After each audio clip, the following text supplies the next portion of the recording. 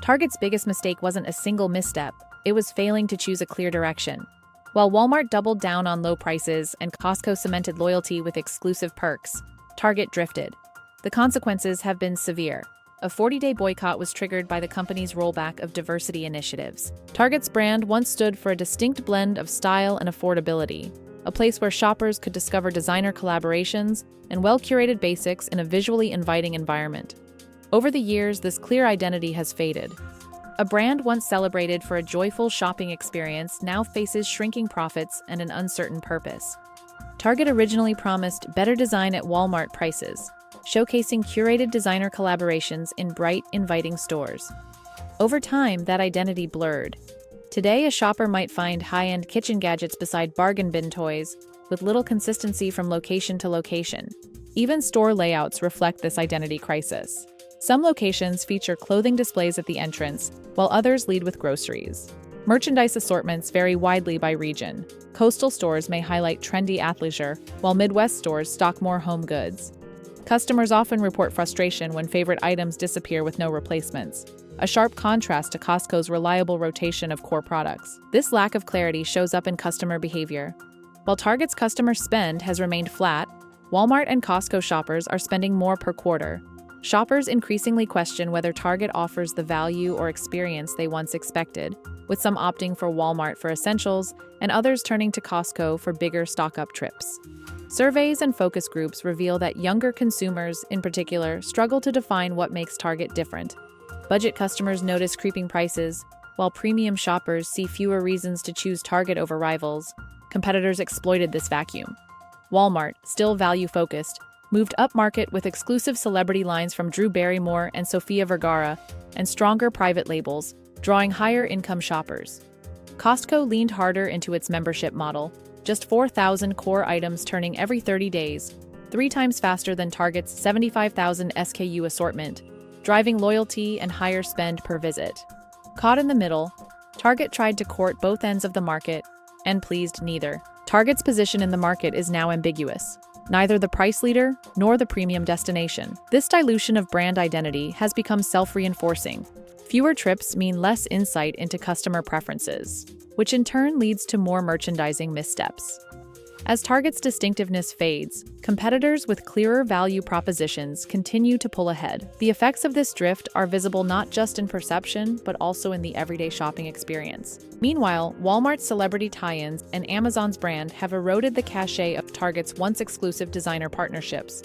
Yet the chain still devotes prime shelf space to them at the expense of everyday essentials. This confusion shows up in the numbers. Target's customer spend is flat, while Walmart and Costco climb.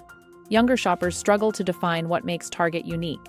A sprawling assortment strains supply chains, leading to empty shelves in one aisle and overstocks in another, further undercutting the experience. Operational cracks widen the gap. Chronic understaffing leaves stockrooms full and aisles bare. Long checkout lines replace the tidy environment shoppers remember. Misjudging demand for discretionary goods, Target overordered home decor and apparel during inflationary periods, then slashed prices to clear inventory. Its biggest earnings miss in 2 years. About half of its merchandise is sourced overseas. Tariffs on Chinese goods as high as 145%, and shipping delays have driven abrupt price hikes and seasonal misses. Even as Target has invested in new services like curbside pickup and same-day delivery, operational cracks have widened. Workers now juggle multiple responsibilities, from fulfilling online orders to managing in-store tasks, stretching already thin resources. Shoppers report longer wait times for drive-up orders and more frequent out-of-stock notifications for delivery. Labor challenges deepen the strain. High turnover, driven by lower starting wages compared to competitors like Costco, means new hires often receive minimal training before managing entire sections. Veteran staff are left to pick up the slack, sometimes working beyond scheduled hours just to keep up with basic tasks. The result is a less consistent, less enjoyable experience for the customer. Altogether, these operational missteps have not only hurt Target's bottom line, but have also left loyal shoppers questioning whether the brand still stands for what it once did. Another major challenge emerged when Target faced public backlash over its diversity, equity, and inclusion efforts. For over a decade, the company had been recognized for its prominent Pride Month collections and a reputation for inclusivity. However, in 2023, after conservative groups criticized its LGBTQ+ merchandise, in response, Target removed some Pride items from stores and scaled back online offerings, a move intended to defuse controversy but one that quickly backfired. The brand's DEI reversal deepened distrust. Costco, by contrast, donated $3 million to LGBTQ+ nonprofits during the same period and saw sales rise nearly 9% in March 2025. Walmart expanded its Pride line without major backlash. While Walmart and Costco lean heavily on staples, about half of Target's revenue comes from discretionary goods, home decor, fashion, and electronics, that customers cut first during downturns. This reliance became a liability when inflation shifted consumer priorities.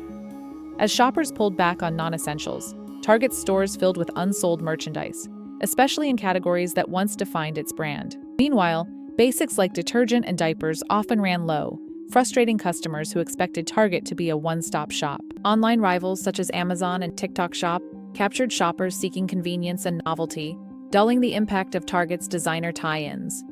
Leadership turbulence compounds the problem. CEO Brian Cornell retires at the end of 2025, but no successor is named. Geography and private labels reinforce the gap. Walmart dominates rural and suburban America. Costco thrives in affluent suburbs. Target's urban footprint remains shakier post-pandemic. Walmart's Great Value and Costco's Kirkland Signature have outpaced Target's private brands in growth and margins, shifting consumer trust. With its share price battered and traffic shrinking, Target now faces an urgent choice: double down on distinctive design and curation, or streamline operations to compete head-to-head on efficiency. Trying to please everyone has diluted the brand and weakened loyalty. To win back shoppers, Target must repair store basics, sharpen its assortment, and deliver a clear, believable vision, fast. If you found this deep dive helpful, hit like, subscribe, and tell us in the comments which path Target should take.